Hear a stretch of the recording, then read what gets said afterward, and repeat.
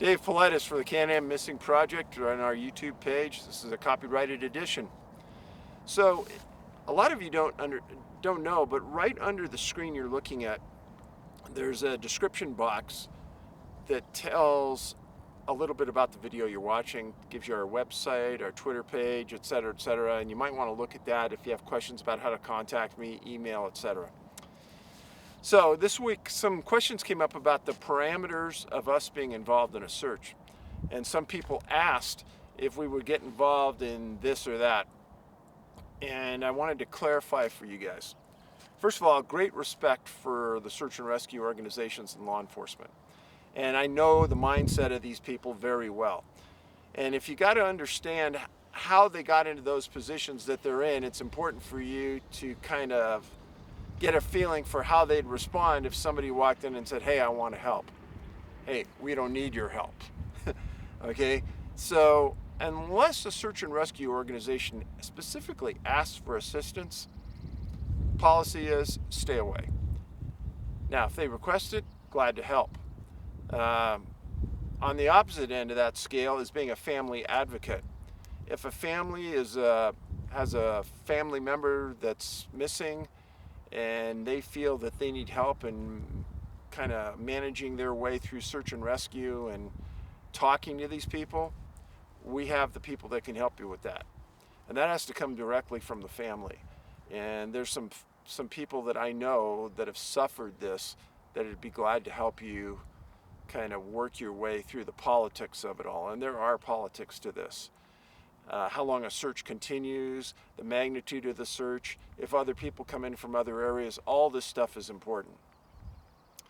Now, at the point that somebody says, "Okay, yeah, we want you to get involved," after reading thousands of case files, I know that many times the facts are incorrect in the file, from the news organizations, etc. I'd say 50% of the time the case file and the articles from news organizations are incorrect. That's why it's important to go back and reanalyze and re-interview these people and get the true story. Now, so I should stop here and say, right behind me, there's a railroad track, train just crossed, so we waited to film. On the other side over here, there's a herd of deer that just crossed behind us. In the mountains behind you, that's Glacier National Park. We're right on the fringe of it. We're in a city right on the fringe of West Glacier. So, beautiful part of the country. And right now, there aren't a lot of people out here. During the normal summer months, when the park's open, this place is huge with people from all over the world. But that's a little bit about this. Now, the victims, when you talk about somebody who disappears, here's what they're thinking about the search and rescue people and law enforcement. Number one thing, the victim's ability or disability. What I mean by that is, does the person have, like, say, a physical regime? Do they exercise? Are they in good shape? Are they just weekend warriors? How far can that person push themselves? And then that comes to their will to survive. Does the people have the personality that pushes themselves, that can have that will to push through a bad time in their life? A lot of people don't. Also, medications that the person may be taking.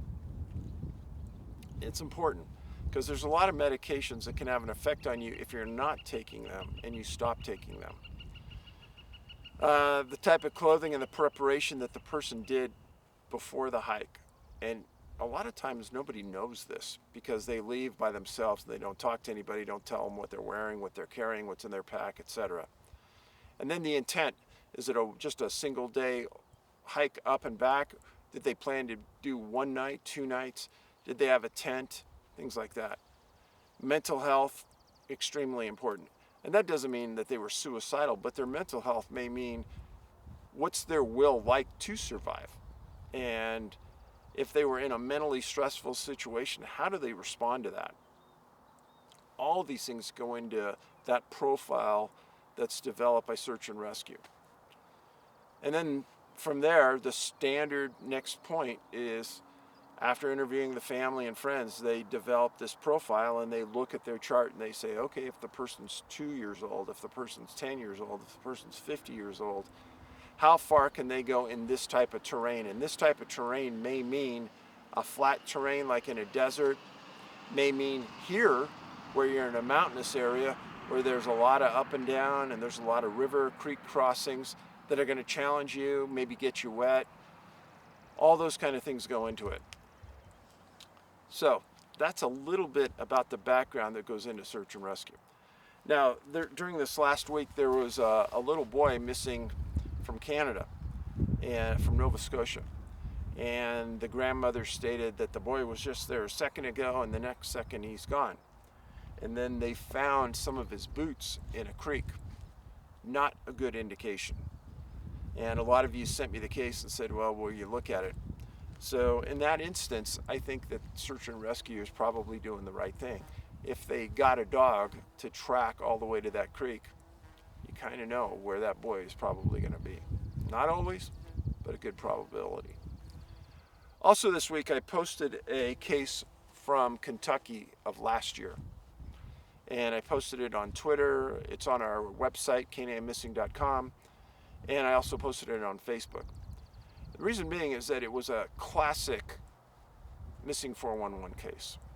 Little 22-month-old boy disappeared from his house in a rural area of Kentucky late in the afternoon. Massive search goes on for 3-4 days. And one searcher ends up finding the boy 600 yards from the house after 3 days of searching. No shoes, no shirt. But when I posted this, I told you, the reader, to look at the photo of the boy in the picture. And he's just wearing, it appears to be kind of like a diaper. But his hair is perfectly combed almost. And he wasn't that dirty. His hair wasn't disheveled. And when he was gone for 3.5 days. So when people are gone for 3.5 days like this boy and don't have water, you're on the verge of serious medical consequences, especially a baby at 22 months. And he was in pretty good condition. So the questions I asked in the post was, how did search and rescue miss this boy 600 yards from his home? Why didn't anybody hear him yelling, crying, screaming? Why didn't the dogs track to him? How did FLIR miss him? It goes on and on. And again, as I've said for the 100th time, this is not indicting search and rescue for a bad job. Far from it. I do not believe that these people are in those locations because there's too many times when you have FLIR, forward-looking infrared radar, canines, multiple dogs, and people, multiple people, hearing, listening, seeing, and nobody has an indication that the boy's there. Don't think he was. But at 22 months, that boy probably isn't gonna and hasn't said much. They did find him, and he was in good condition. But 600 yards? That search parameter should have been at a mile, and I think they said that they had it at a half mile. And at a half mile, that area should have been scoured. So I believe they did search that area, and I believe the boy wasn't there. So, other questions. People said, well, Dave, you're in a high bear area. Yeah, I'm in a super grizzly bear area right here. Glacier National Park, known for their amount of grizzly bears. So, carry in grizzly bear territory, carry 10 millimeter Glock with 16 rounds with bear loads. And the bullet is a hard-nosed, solid bullet. It's not a hollow point. You don't want it to fracture. You want it to break the skull. So 16 rounds. Some people said, well, you know, why don't you carry a 44 Magnum? For me, the 44 Magnum only has 6 rounds, number one. This has 16. And number two, you've got to control the gun. When you're working off this gun, every time you pull, the trigger is a light pull. And it's like you're shooting single action. It's like the gun's almost already cocked. It's very accurate. So for me, everyone's a little different. I carry that. I also carry bear spray. And everyone around me carries bear spray. So if you're not carrying a gun, you got 2 sprays with you. Now, the bear sprays have come a long ways in the last few years. I don't care where you're going in any national park, you ought to be carrying bear spray. I'm sorry. Wherever there's bear, black bear, brown bear, grizzly bear, carry bear spray. And the new sprays can be shot up to 40 feet in distance. And that's what these are. I encourage you to go out and get the 40-footer, not the 30-footer. You see a bear far enough away and it starts coming at you, you want to be able to hit that thing a long ways away. Biggest mistake in shooting bear spray, people shoot too high. You shoot at the ground between you and the charging bear. And I know that sounds odd, but the spray will hit the ground and bounce up. And when bears charge, they charge with their heads down, breathing. So their head isn't up running at you, it's down running at you. So you want to shoot low. In our latest movie, Missing 411 The Hunted, I had an interview with a bear expert, and he went into great detail talking about how to shoot bear spray and how people never really do. So at the end of every couple of years, you ought to just take your can, take it out to your backyard, take it out to a wooded area far away from everyone else, and shoot it and empty it, because these are really only good for a couple of years. And it'll show you the projection of the spray and its speed, and you'll get a feeling for it. Each of these is about, the 40-footer was I think $40, but well worth it. Now we're going to go to the mailbag, and it's been a pretty interesting week, to say the least.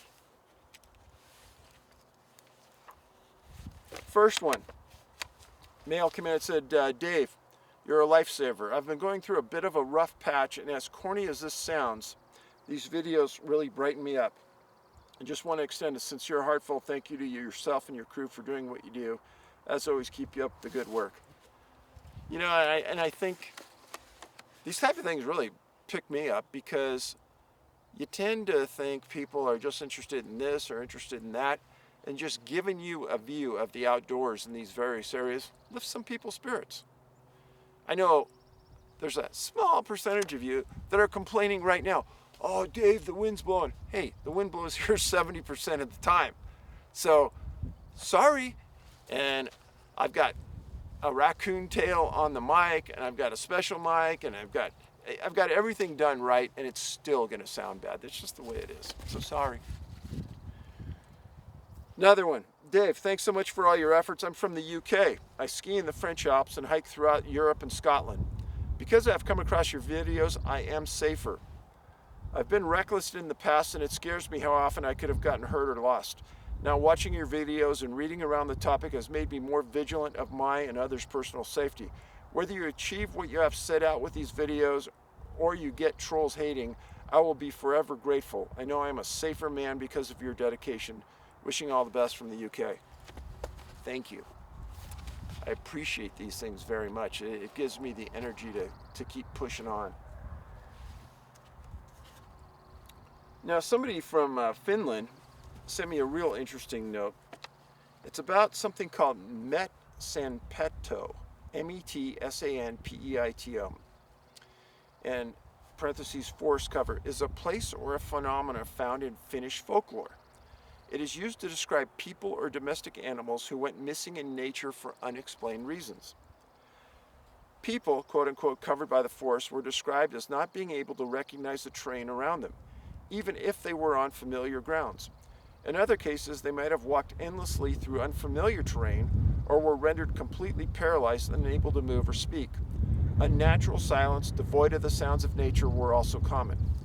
People or animals under the influence of the phenomena were described as becoming either completely invisible to other people or looking like part of the nature around them, like a rock. In one story, a man had been looking for a missing cow for days. When he finally gave up and returned to his work, the first tree stump he struck with his axe transformed back into his cow.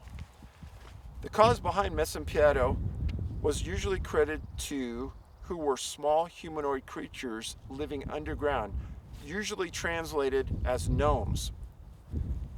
Some people managed to free themselves from Metsanpeito by their own means, for example, by turning their jacket inside out, by switching their shoes to the wrong feet, or by watching the world upside down through their own legs. This was because the idea that everything was topsy-turvy in the lands of the Mahinians. Some were released seemingly without reason, others only after being sought after by a shaman. Some were never seen again. One could save cattle from Metsampeto with the spell originating in the town of Kumo, asking the forest to let them return. Metsampeto resembles kamikakushi, or spiriting away, found in Japanese folklore. Some of you have sent me private videos saying, Dave, why are you talking about folklore and legends and things? Because in every folklore and every legend, there's an ounce of truth. And when you find a folklore or a legend that's in 50 other countries, you got to ask yourself, how did it move from country to country to country 200 years ago when communications wasn't that good? So it's almost as though a part of it has to be true. Okay, this is a news story out of Colorado. The title was, Nearly Naked Man Found Yelling for Help on Colorado Hiking Trail. A nearly naked man was found on a Boulder County trail on Friday morning, believed to have spent the night outside. This was last week. The Boulder County Sheriff's Office received multiple reports of someone yelling for help in Boulder Mountains around 8 a.m. on Friday morning. Reports suggested that the party in need of help was either in the Royal Arch area or Mesa Trail region. Upon responding, rescue personnel found a 27-year-old man on Mesa Trail that had been reported missing the previous night. He was found without shoes or a shirt, which he claimed to have left behind somewhere near a second flatiron. Dehydrated and having suffered from multiple falls, the rescue party had a difficult time communicating with the guy. The man was hard of hearing, unable to use sign language, and did not answer most questions asked by authority. Again, hard of hearing, unable to use sign language, so he was somewhat disabled. The rescue team gave the man a pair of flip-flops and walked him to an awaiting ambulance that transported him to a hospital for treatment of injuries. The investigation into the case has suggested the man was on the trail overnight, but that no foul play was present. It cracks me up. How do they know no foul play was present when the man can't communicate? So I found that I found it was important to read this to you because there were multiple parts of this story that relate back to 411. I also find it's much more common now that these stories do not put the name of the people in them, which makes it impossible for us to follow up on it. Next story, this one's a hunting one. Just to give you a reference point, I am from a rural area southwest of Rochester, New York, in Monroe County. I was quite interested in particularly the New York section of the Hunter's Book as it pertains to the state I live in. The blank case caught my attention as it is the closest to where I grew up in a swamp. I had a sighting of a circular craft with multiple colored lights in a strip of woods next to a swamp. In August of '98 at approximately 9 p.m., where I was roughly 90 to 100 yards away in my vehicle on the road, I saw various lights in the woods, which I remember as green, white, yellow, red, and blue pulsating and moving in a clockwise circle on the top of a charcoal-colored base of a craft. I slowed my vehicle to a crawl, or what seemed like for 2 minutes. I then decided to drive for about 50 yards, but then decided to turn around and go back and watch for what seemed like 1 or 2 minutes. I don't remember after that, but I must have driven home. On November 29, 2008, I was hunting with several other friends, and I went to my post around 6:30 a.m. I was sitting with my back against a large boulder. Reminded me of a boulder I saw in your movie on the Messick case, and I remember you mentioning about boulders in other cases. At about 7:15 a.m., it became light around 7 a.m. I noticed a white owl perched in a tree about 10 yards from me. It stared at me continuously for 15 minutes. Near the end of the time, it began snowing heavily with several inches piling up. There was snow on the ground prior. I remember you mentioning about weather changes drastically. I noticed I began to become more tired than I was already. I began to struggle to keep my eyes open. I was drifting in and out of sleep. At one point, I noticed the owl was gone. It continued to snow heavily, and I continued to fade in and out of sleep until I must have fallen asleep. And now it was about 9 a.m. when my dad woke me up. He had just finished the drive to our area. We were walked to the middle of the woods at around 9 a.m. to meet up with other members of the hunting party. My dad, myself, and our friend remained and were in the middle of the woods to discuss our next plan of the hunt. My dad was facing me and our friend was to my left. About 2 minutes after my dad started talking, I noticed an entity about 80 to 90 yards behind my dad, virtually 12 o'clock, right behind him. It was about 3 feet tall with a round head, black eyes, no whites in the eyes, small black nose, and thin lips. It appeared to be camouflaged. It had what appeared to be a camouflage wool hat on that was black and green. It also appeared to have a black jumpsuit of some kind, as well as what appeared to be black gloves. While my dad was talking with his back turned to the entity, the entity was just staring at me, and it was peering from behind a skinny tree with its arms placed on that. It was staring at it too, and it felt somewhat like a trance-like point. I had the thought of it trying to take a picture. I had the thought that I might want to take a picture of it with my cell phone camera.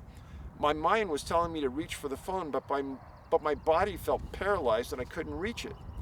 My dad then started talking about the next part of the drive, so I turned my body to the north, and then I turned back around and the entity was gone. A strange thing to me was that our friend was looking in the same direction I was, but he didn't see the entity, and my dad had no sense anything was behind him. I remember you mentioning a lot about German people and names, which is interesting. The only logical thing I could think of is that years ago I heard, and I can't remember where, a statistic that German Americans were the largest ethnic group in America, but that whole fact of what you mentioned in large strangeness doesn't reflect your numbers. Also, I had a thought about berry pickers. One thing I thought of is this from personal experiences when I'm picking berries, that sometimes I feel in a zone, not always paying attention to what is going on around me and just focused on picking berries. And this is true. When you're doing any task, you're usually just focused entirely on that, and you really aren't reflecting on what's around you. He finishes, I've had several other experiences, but these are the two I wanted to reflect on. Thank you for your work. I appreciate your time. Be safe. So, another week, another video for you to listen to and follow, and I hope I've given you another thing to reflect on. Please pass this on to your friends. Please put it on social media. As we get into the summer period with more people in the outdoors, we want them to be educated about what's going on.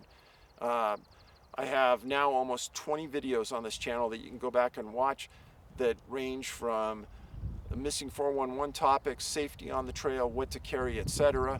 Go back and watch them. Be safe, and thanks again for your friendship.